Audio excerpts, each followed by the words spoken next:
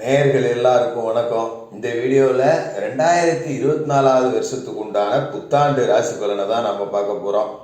இந்த புத்தாண்டு அப்படிங்கிறது பார்த்தீங்கன்னா சோபக்கிருது வருடம் மார்கழி மாதம் 16ஆம் தேதி திங்கட்கிழமை அன்னைக்கு தேய்பிற பஞ்சமி திதியில கீழ்நோக்குடைய மக நட்சத்திரம் சிம்ம ராசி கன்னி லக்னத்துல பிரீத்தி நாம யோகத்துல இந்த புத்தாண்டு அப்படிங்கிறது பிறக்குது.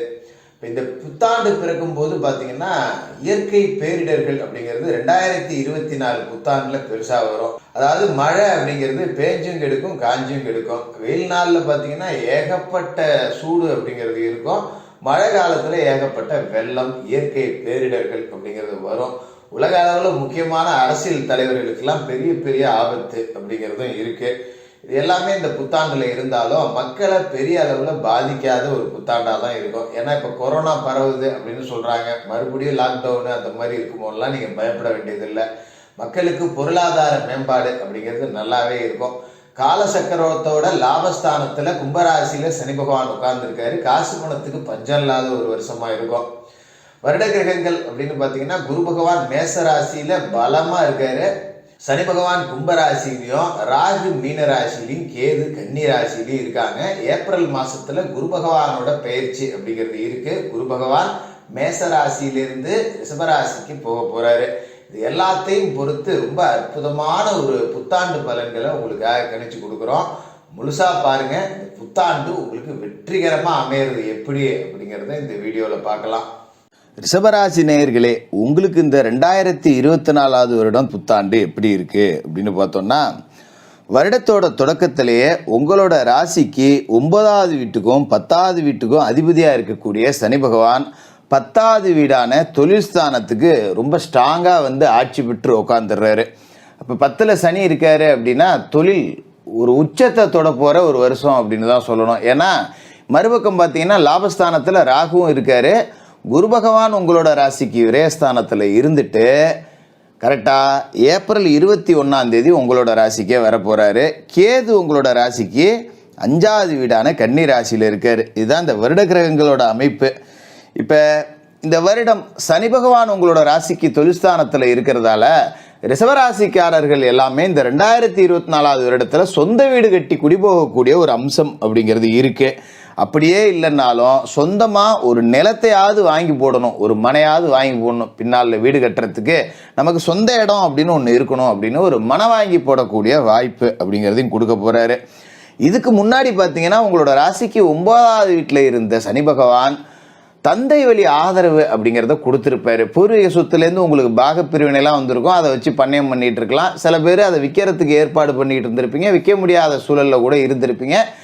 சுயஜாதகத்தில் சனி பலம் வலுவாக இருந்தவங்க அதை விற்பனை செஞ்சு அதன் மூலியமாக வருமானம் கூட பார்த்துருக்கலாம். அதே நேரத்தில் கடந்த வருடத்தை பொறுத்த வரைக்கும் பெரும்பகுதி நாட்கள் விரயஸ்தானத்தில் ராகு உட்காந்துக்கிட்டு உங்களை விரய செலவுகள் நிறைய பண்ண வச்சுருப்பாரு.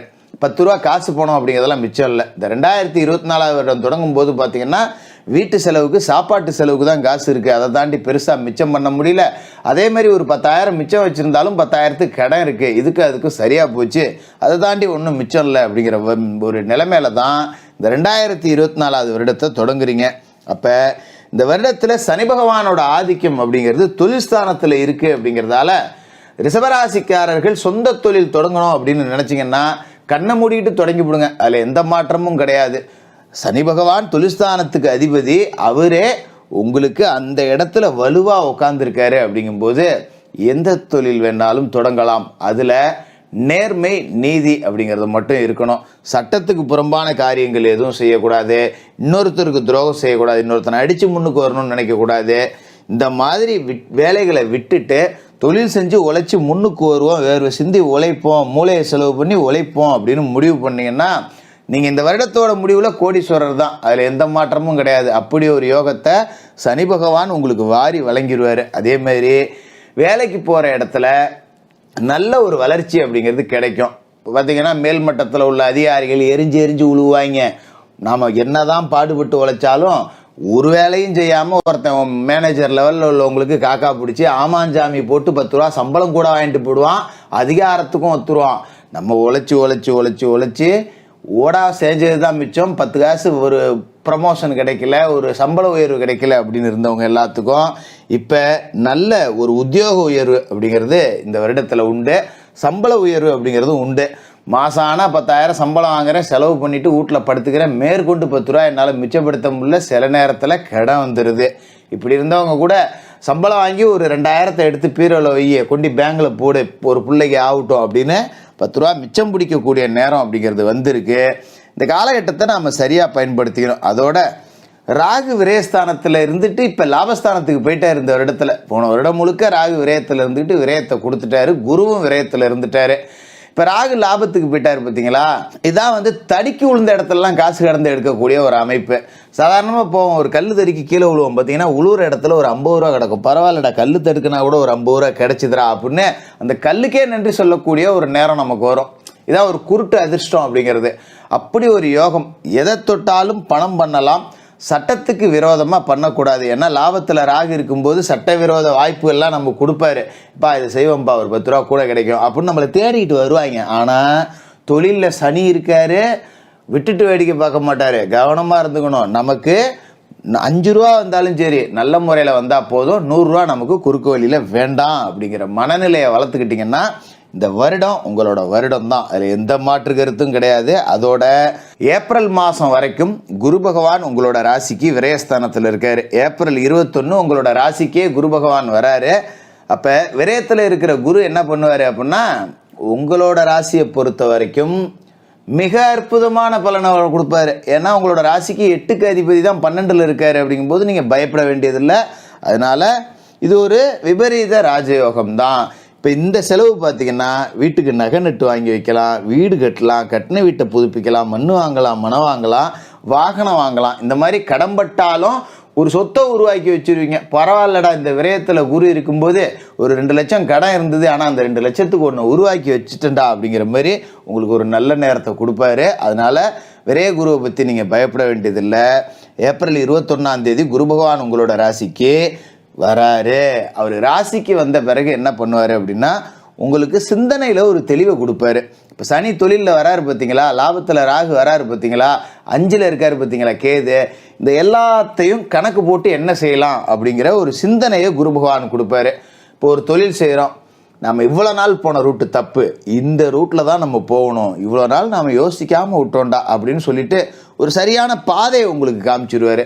அந்த பாதையில் பயணம் செஞ்சீங்க அப்படின்னா பெரிய அளவிலான வெற்றி அப்படிங்கிறது உங்களுக்கு நிச்சயமாக காத்துக்கிட்டு இருக்கு. அதுமாரி குடும்ப உறவுகளை பொறுத்த வரைக்கும் பிள்ளைகளோட கல்வி அப்படிங்கிறது ரொம்ப உச்சபட்சமாக இருக்கும். பயப்பட வேண்டியதே கிடையாது. அதேமாரி பிள்ளைகளால் உங்களுக்கு பெருமை சேரும். பிள்ளைங்க ஒரு விளையாட்டு போட்டியில் ஜெயிப்பாங்க, பரிசு வாங்கிட்டு வருவாங்க, நமக்கு ஆச்சரியத்தை கொடுக்கும். பரவாயில்ல, நம்ம பிள்ளை இவ்வளோ பரிசு வாங்கிட்டு வருது, நம்ம கூட இவ்வளோ வாங்கினது இல்லை அப்படிங்கிற மாதிரி பிள்ளைகளால் பெருமை சேரக்கூடிய ஒரு அமைப்பு அப்படிங்கிறது இருக்குது. அதோட ரிஷபராசி மாணவர்களுக்கு அப்படின்னு பார்த்தீங்கன்னா, லாபஸ்தானத்தில் ராகு இருந்தாலும் குரு வீட்டில் இருந்துட்டு குரு மாதிரி தான் செயல்பட போகிறாரு. அப்படிங்கிறதால நல்ல வளர்ச்சி அப்படிங்கிறது இருக்கும். ஒரு பெரிய கல்லூரி விருப்பப்பட்டு போய் சேரணும்னு நினச்சிங்கன்னா அங்கே சேர்க்கை கிடைக்கும். 5ல் இருக்கக்கூடிய கேது ஞானகாரகன், புத்திகாரகன் புதனோட வீட்டில் இருக்கார். அப்போ புத்தியும் ஞானமும் ஒன்று சேர்ந்து உங்களுக்கு வேலை செய்ய போகுது. அப்படிங்கும்போது ஒரு விஷயத்தை நீங்கள் எடுத்து யோசித்து செஞ்சீங்கன்னா அது வெற்றி தான். அதில் எந்த மாற்றமும் கிடையாது. 10 பேர் உங்கள்கிட்ட யோசனை கேட்கக்கூடிய அளவுக்கு உங்களோட வளர்ச்சி அப்படிங்கிறது இருக்கும். சொந்த பந்தத்திலேயே நிறைய விழாக்கள் எல்லாத்தையும் முன்னாடி நின்று நீங்கள் தான் நடத்துவீங்க.